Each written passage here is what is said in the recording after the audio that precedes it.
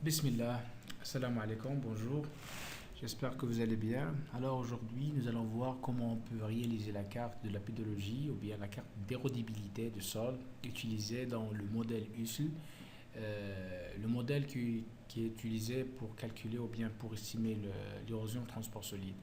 Alors, nous allons voir comment on peut réaliser la carte de pédologie ou bien d'érodibilité à travers les données de pédologie présentées de la part de l'Organisation mondiale FAO.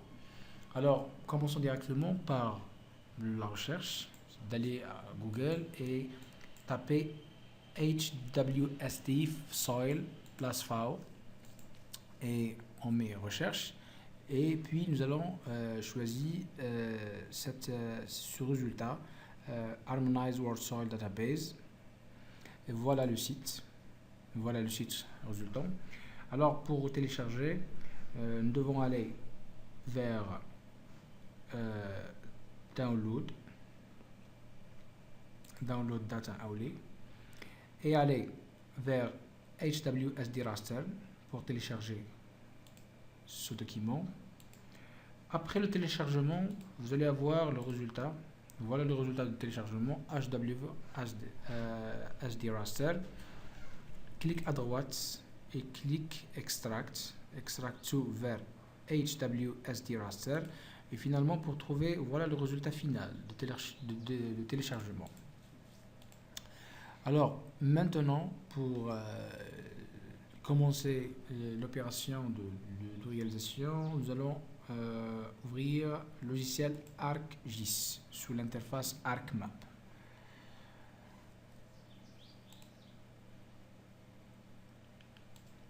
Alors voilà l'interface de l'ArcMap. On va aller directement pour ouvrir le fichier résultant de l'opération de téléchargement. Alors je dois aller vers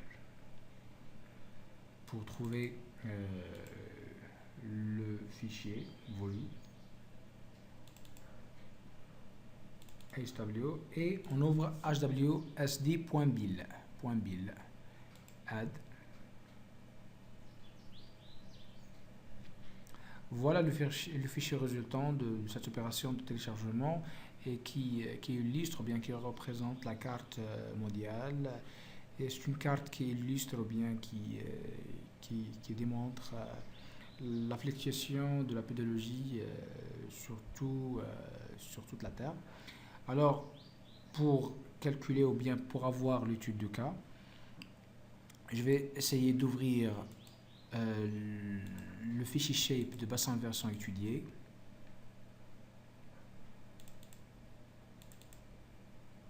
Alors voilà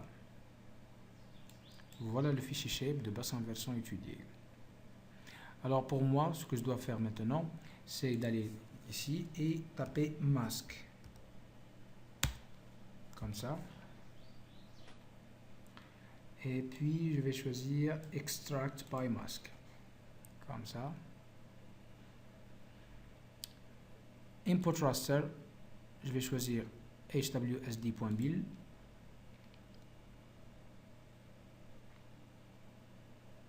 Et pour import raster, je vais choisir le bassin versant, ou bien la délimitation de bassin versant et clique OK. Comme ça. Alors voilà le résultat. Et on peut observer qu'il y a un troisième fichier qui a été ajouté. Le voilà. Alors ici, on clique à droite pour avoir les valeurs nécessaires pour continuer l'opération. Alors voilà le fichier. Alors ce qu'on a besoin, c'est de cette colonne ici, c'est le value. Alors nous allons retourner vers le dossier HW raster et on ouvre ce fichier là hwsd.mdb. Double-clic, ouvrir.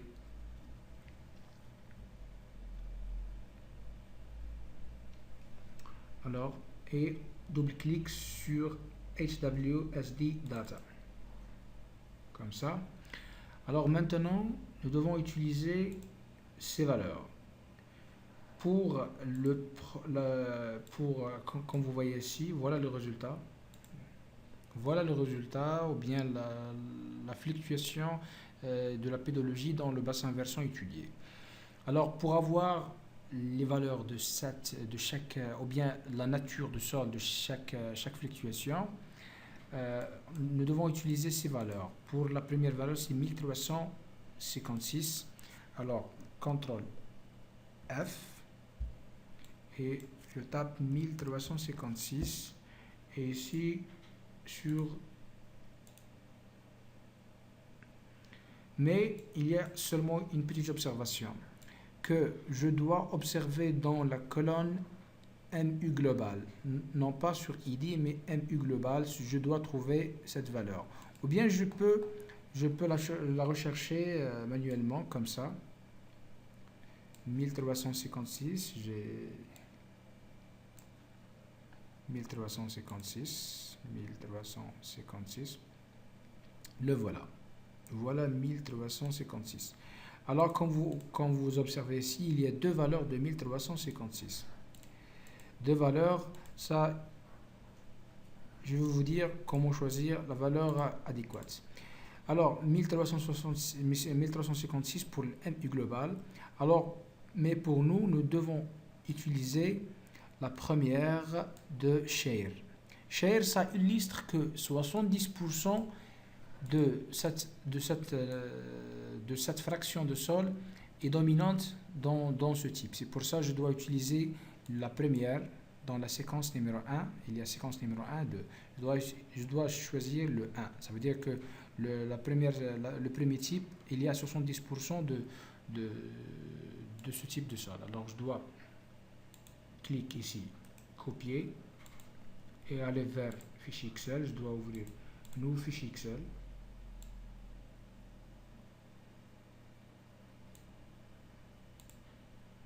Comme ça. Et coller. Voilà le premier type de... Je dois chercher le deuxième, c'est 1800. Comme vous voyez, c'est 1800. Alors je dois chercher 1800, toujours manuellement, afin de faciliter la tâche. 1800. Comme vous observez ici aussi, il y a trois variantes. Toujours, je dois choisir le premier de la séquence. Ça veut dire que 1800...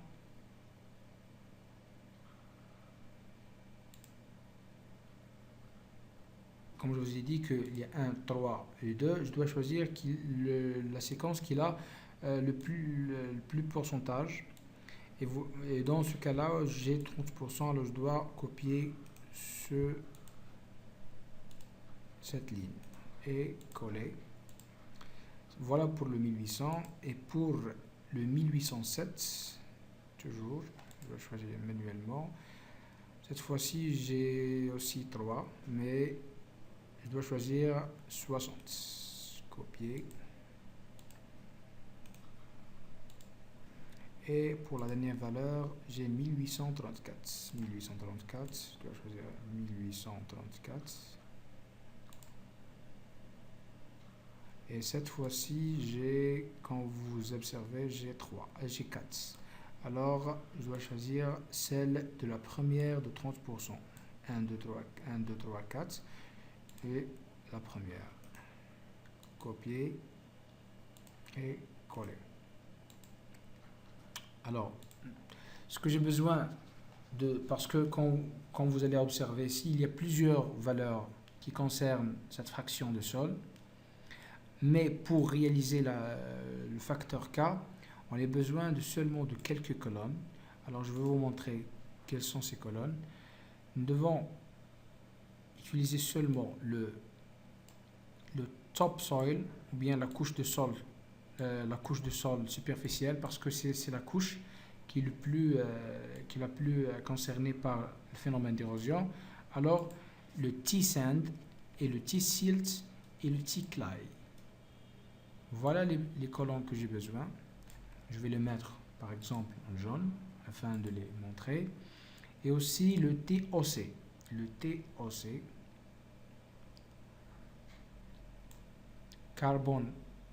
Organic carbon dans la couche de sol superficiel, le TOC.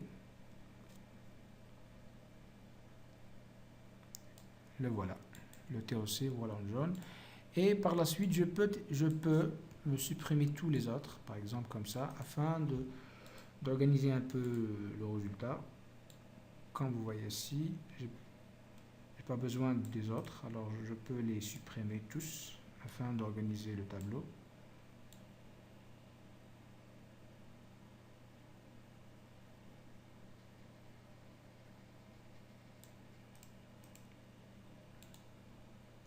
Alors, maintenant, je vais utiliser ce tableau-là. Voilà le tableau pour choisir le facteur K adéquat ou bien convenable pour chaque valeur, pour chaque type de sol. Alors, premièrement, il y a, comme il est montré ici, il y a un facteur que je dois utiliser pour avoir la matière ou bien le pourcentage de la matière organique, c'est le 1,72. Pour les gens qui ne connaissent pas la valeur adéquate pour leur pays, ils peuvent choisir ou bien utiliser seulement 1,72, tout simplement 1,72. Alors ça c'est le cas que je vais utiliser. Je vais utiliser T matière organique est égal 1,72 fois le TOC et clique. Pour le premier type, j'ai une valeur de 1,032. Je vais essayer de cliquer pour avoir les autres valeurs. Ici, je vais supprimer les autres, comme ça, afin d'organiser un peu.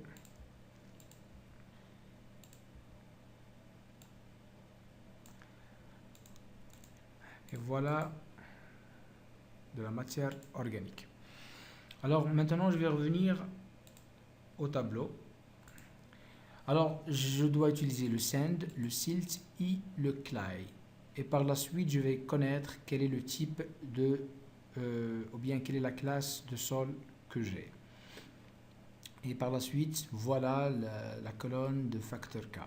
Alors, maintenant, pour le premier valeur, ou bien pour le premier type de sol, j'ai pour le sand, j'ai 35. Je dois vérifier dans quelle plage se trouve cette 35. Pour moi, entre 0 et 45. Alors, pour le sand, j'ai 35. Je dois continuer pour le silt. Pour le silt, j'ai 47. Alors, pour ce cas-là, non. Parce que pour le silt, pour le clay, j'ai 0,40. C'est pas là. Alors, maintenant, je vais bouger vers une autre ligne. Toujours, je dois revenir pour 35. Alors, je pense que entre 20 et 45, peut-être que le voilà, mais je dois vérifier pour le site. Pour le 35, j'ai déjà ici le 20 et 45. C'est bon pour cette colonne. Pour le silt j'ai 47 aussi. Pour le silt, c'est aussi valable parce que entre 15 et 52, et pour moi, j'ai 47. C'est valable. Pour le clay, j'ai 27,40 et je l'ai 18. Pour le clay, 27,40. Et ici, non, c'est pas là parce que n'est pas dans la plage de clay. Alors je dois bouger vers un autre.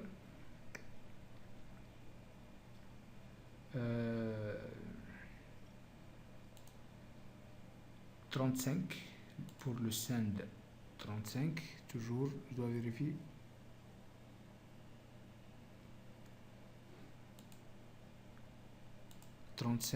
Ici pour le siltilome 35, 20 séquences 35. Pour 47, non, pour ça non. Pour le sandy 35, non, c'est pas là. L'homme, alors je pense que j'ai trouvé pour le lomi. Pour le lom, c'est le 35. Pour le 35, c'est valable parce que ici j'ai 23,52. Pour le silt, j'ai 47 et aussi valable parce que j'ai 28,50 valable. Pour le clay, j'ai 18. Alors le voilà.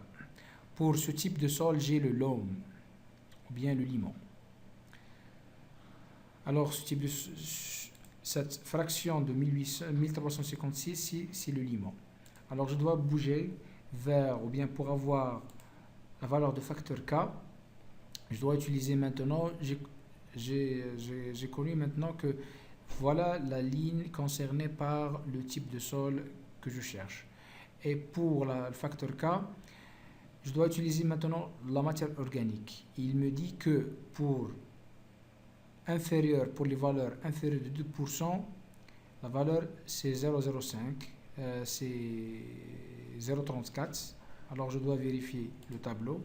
J'ai 1,032 et ici j'ai moins de 2%. Alors voilà la facteur K pour ce type de sol. Pour ce type de sol, voilà le facteur K. Alors maintenant, ce que je dois faire, je connais maintenant que la valeur de facteur K pour ce type de sol, c'est 0,34.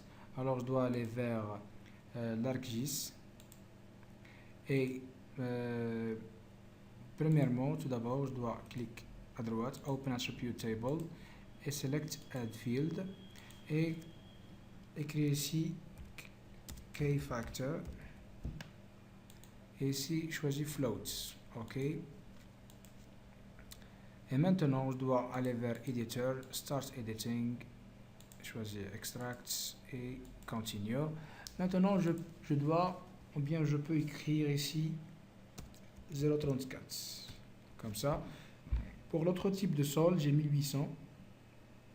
Et voilà les valeurs de 1800, c'est 40, 39, 21. 40, 39, 21. Et la même chose, je dois choisir 40. 23, 52, 40, 29, je dois choisir 40, 39, 21. 40 et 39 aussi c'est valable et 21 ici c'est valable. Toujours c'est le limon. C'est le limon. Alors voilà l'autre type, mais maintenant je dois savoir pour la matière organique. Ici j'ai 0,70. Pour ce type aussi, pour le 1800, c'est la même chose. 49, 39, 21, je dois revérifier 40 et 39 et le 21 ici, c'est la même chose. C'est la même chose pour moi sous 2%, 0,34. Alors, c'est la même chose pour ce type de sol. Pour le 1800, je peux écrire 0,34. 0,34 comme ça. Alors pour l'autre type ou bien troisième type de sol, c'est la même chose. 1807 c'est la même chose. Alors c'est 34, c'est toujours 0,34.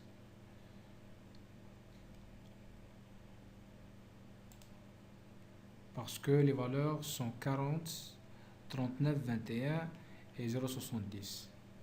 Vous observez que pour ce type ou bien pour cette étude de cas, les valeurs de K sont presque égaux dans tout le bassin versant. Ça veut dire que le bassin versant a presque le même type de sol. Mais ce n'est pas le cas, je pense que généralement il y a d'autres types ou bien d'autres emplacements qui ont des valeurs différentes. Pour la troisième, j'ai 86,95. 86,95, je dois vérifier dans le tableau. 86. Voilà, 86. Et 9 et 5. Alors pour ce type de sol, quand vous observez que ce type de sol c'est un sol sand. Alors pour la matière organique toujours, je dois vérifier pour la matière organique 0,55. Pour plus ou bien inférieur toujours à 2%, 0,03. Comme vous observez ici dans le tableau, la facteur K c'est 0.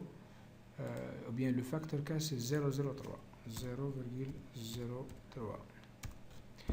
Et le voilà. Maintenant, je pense que vous pouvez observer que voilà les facteurs K de bassin versant étudié, ou bien l'érodibilité, le facteur d'érodibilité dans le bassin versant étudié. Maintenant, il suffit seulement de cliquer Stop Editing et oui. Alors, voilà la manière pour extracter les valeurs de pédologie de chaque type de sol dans le bassin versant étudié, en utilisant bien sûr la base de données FAO. J'espère que j'étais clair et utile. Euh, pour d'autres informations, je suis prêt de vous répondre pour vos messages. Merci et assalamu alaikum.